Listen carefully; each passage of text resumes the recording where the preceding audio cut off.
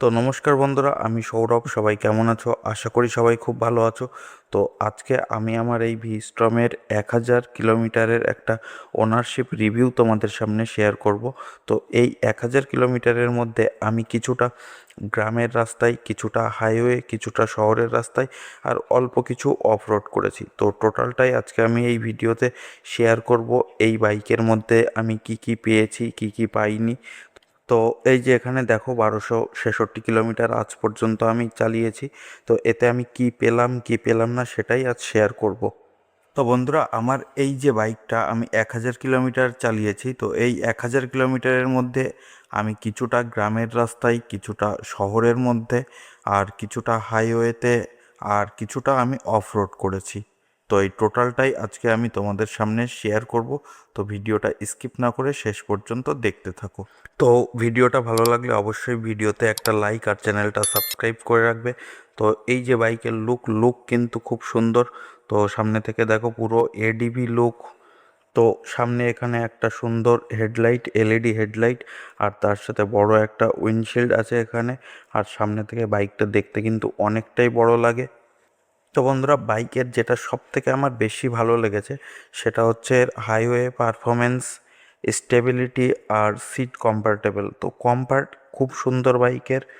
তো যদি বলি মাইলেজের কথা, এর মাইলেজটা এখন আমি সঠিক দেখতে পাচ্ছি না একটা ফল্টের কারণে, কিন্তু আমি যা এক্সপেক্ট করেছিলাম তার থেকে অনেকটাই বেশি পাচ্ছি। তো এখন যদি বলি ইঞ্জিনের কথা, তো এখানে হচ্ছে 249 সিসি সেম জিক্সারের ইঞ্জিন এখানে ব্যবহার করা হয়েছে। তো ইঞ্জিন স্মুথনেস কিন্তু খুব সুন্দর এই বাইকের। আর এখানে যদি আমি বলি সিটি পারফরমেন্সের কথা, তো সিটি পারফরমেন্স খুব সুন্দর। আর হাইওয়েতে 100, 110 ও তার উপরেও কিন্তু খুব স্টেবল চলে, কোনো প্রবলেম হয় না। তো এবার যদি আমি সাসপেনশনের কথা বলি, তো সাসপেনশন দেখো এখানে খুব বড় না, ছোট সাসপেনশন। আর এখানে যদি বলি যে তুমি এই বাইকটা full of road, hardcore of রোডের জন্য নাও, তাহলে কিন্তু এই বাইকটাকে তুমি অ্যাভয়েড করতে পারো। কারণ এটা তুমি ছোটোখাটো গর্ত, ছোটোখাটো পাথর, ছোটোখাটো অফ রোড ঠিক আছে, এটা কিন্তু হাইওয়ে ক্রুজিংয়ের জন্যে বা ট্যুরিংয়ের জন্যে পারফেক্ট। তো এখানে যদি বলি যে সিট কমফর্ট, তো সিট কমফর্ট একদম স্টেবল, স্ট্রেটভাবে বসতে হয়, এখানে দেখতেই পাচ্ছ তোমরা। তো এইভাবে বসার কারণে পিছনের যে পেইন, ব্যাক পেইন, এগুলো অত সহজে হয় না। তো এই কারণে তুমি 100, 150, 200 কিলোমিটার কিন্তু তুমি একটানা রাইড করতে পারবে, সেক্ষেত্রে তোমার কোনো প্রবলেম হবে না। আর এই যে উইন্ডশিল্ডটা দেখছো, এই উইন্ডশিল্ডের জন্য কিন্তু সামনের যে হাওয়ার যে গতিটা, সেটা কিন্তু ডাইরেক্ট মুখে এসে পড়ে না, উপর দিয়ে বেরিয়ে যায়। তো এখন আমি এই বাইকের ওভারঅল কিছু নেগেটিভ পয়েন্ট তোমাদের সামনে শেয়ার করব। তো এই যে হ্যান্ডেল বারটা আছে, এটা একটু উপরে হলে ভালো হতো। তো অবশ্যই এটা সম্ভব, কারণ এখানে হ্যান্ডেল বার রাইজার ইউজ করে আমি হ্যান্ডেলটা উপরে করে নিতে পারবো। তবে কোম্পানি থেকে আসলে আমার মনে হয় একটু বেশি বেটার ফিল হতো। তো যাই হোক, এটা আমার আফটার মার্কেট ইনস্টল করতে হবে। তো এখানে দেখো যে আমি একটা প্রবলেম পেয়েছিলাম, ইঞ্জিন ফেলিওর, যে ইন্ডিকেটারটা এটা অন হয়েছিল। তো এটার হয়তো একটা সেন্সারের প্রবলেম, আমি সার্ভিস সেন্টারে দেখিয়েছি। তো সার্ভিস সেন্টার এর কাছে এই যে সেন্সারটা, এই সেন্সারটা অ্যাভেলেবেল ছিল না। তো আমাকে বলেছে সেকেন্ড সার্ভিসের সময় আমার এটা সলভ করে দেবে 100%। তো দেখা যাক কী হয়। তবে সার্ভিস সেন্টারের কাছে আমার পুরো ভরসা আছে যে আমার সেকেন্ড সার্ভিসে আমার এই প্রবলেমটা সলভ হয়ে যাবে।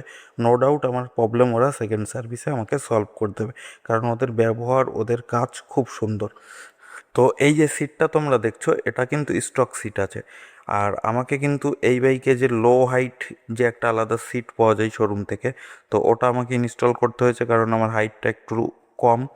তো ওই সিটটা যখন আমি ইনস্টল করছি, তখন কী হচ্ছে, যখন আমার পিছনে আমার বাচ্চা বসছে, ও অটোমেটিক সামনে চলে আসছে। তো এটা আমাকে মডিফিকেশান করে ঠিক করতে হবে, এখান থেকে যাই হোক একটা কিছু জোগাড় করতে হবে। তাছাড়া ওভারঅল বাইকের কিন্তু সেই পারফরমেন্স, আর চালিয়ে কিন্তু খুবই। তো এই যে সিটটা তোমরা দেখছো, এটা কিন্তু স্টক সিট আছে। তো স্টক সিট থাকা সত্ত্বেও আমাকে কিন্তু এর যে কোম্পানি থেকেই আসে যে লো হাইট সিট, সেটা আমাকে পারচেস করতে হয়েছে। তো কোম্পানি এমন করতে পারতো যার লো হাইট সিট লাগবে তার জন্য লো হাইট সিট, যার নর্মাল সিট লাগবে তার জন্য নর্মাল সিট, এটা করতে পারতো, কিন্তু এটা কিন্তু আমাকে এক্সট্রাভাবে পে করতে হয়েছে এই সিটের জন্য। তো আর এই যে হেডলাইট কিন্তু পুরো বেকার। গ্রামের রাস্তায় তো মোটামুটি ঠিক আছে, হাইওয়েতে কিছু দেখা যায় না, আর বৃষ্টি হলে তো কিছুই দেখা যায় না। তো এটা কিন্তু আপডেট করতো। তাছাড়া আমি কিন্তু এখানে দুটো ফগ লাইট ইনস্টল করে রেখেছি। তবে এই বাইকের যে মিটার, এই মিটারে কিন্তু তেমন কিছু ইনফরমেশান তুমি পাবে না, জাস্ট সিম্পল মিটার। তবে এর যে ব্লুটুথ কানেক্টিভিটি কিন্তু একদম বেকার। কিছু কিছু সময় পর পর এটা ডিসকানেক্ট হয়ে যায়, আর এর যে turn by turn navigation system আছে সেটাও কিন্তু মাঝে মধ্যে ভুল দেখায়। তো এর এই যে ছোট ইস্যুগুলো কিন্তু সলভ হতে পারতো। তো বন্ধুরা, ভিডিওটা ভালো লাগলে অবশ্যই ভিডিওতে একটা লাইক, আর চ্যানেলটা অবশ্যই সাবস্ক্রাইব করে পাশে থাকবে। আর যদি কিছু মতামত জানানোর ইচ্ছা থাকে তোমাদের, তবে অবশ্যই কমেন্ট করো। তো ভিডিওটা আজকে আমি এখানেই শেষ করছি। তত সময় আর সুস্থ থাকবে, ভালো থাকবে, সেফ ড্রাইভ সেফ লাইফ।